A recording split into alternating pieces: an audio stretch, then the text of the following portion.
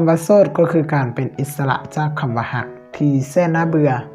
การที่เฮาโสดบ่ได้หมายความว่าเฮาอยู่คนเดียวเพราะว่าเฮายังมีเพื่อนที่อยู่ข้างๆเฮาบ่ว่าจะมี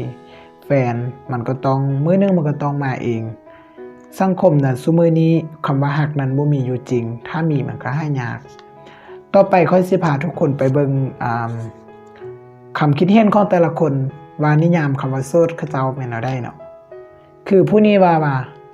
คำว่าโสดแม่นอิสระในการใช้ชีวิต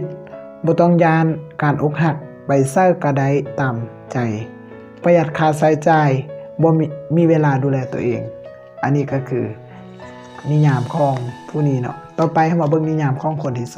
2คำว่าโสดก็คือช่วงเวลาหนึ่งบ่มีคู่ฮักกอดนั่นคือความโสดของค่อยอันนี้ก็คือความนิยามของเราเนาะต่อไปคำว่าโสด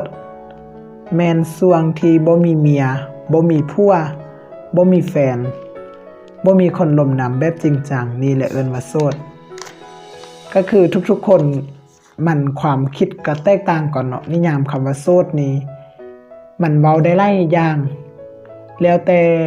เว้าได้ก็ถูกเนาะแต่ว่านิยามของข้อยเองเนาะคำว่าโสดนี่ก็คือการที่เฮาบ่ได้มีแฟนเนาะการที่เฮาอยู่คนเดียวโดยที่เฮาบ่ล้มไผ่เฮาใช้ชีวิตของเฮาไปทุกมื้อทุกวันอันนี้เขาเอิ้นว่าโสดในนิยามของข้อย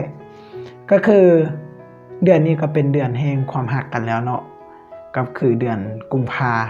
และอีกบ่เท่าใดมื้อกะสิฮอดวันที่14กุมภาซึ่งเป็นวันความรักของโลกเนาะที่เพิ่นตั้งขึ้นมาเป็นวันแห่งความรักฉะนั้นเฮาได้มอบความรักให้กันและกันบ่ว่าจะเป็นแฟนเป็นคนรักในครอบครัวพ่อแม่หมู่เพื่อนต่างๆเฮาก็เอิ้นความรักหมดเนาะสุดท้ายนี้ก็อยากฝากให้แก่ทุกๆคนที่ยังโสด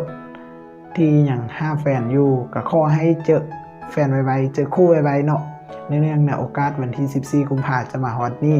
แล้วก็ผู้ใดที่ว่ามีแฟนอยู่แล้วก็ขอให้ฮักกันไปโดนๆจนถึงไม้เท้ายอดทองกระบองยอดเพชรเนาะไปถึงเข้าประตูวิวาห์นำกันเนาะแล้วก็มาพบกันในคลิปหน้าขอบใจ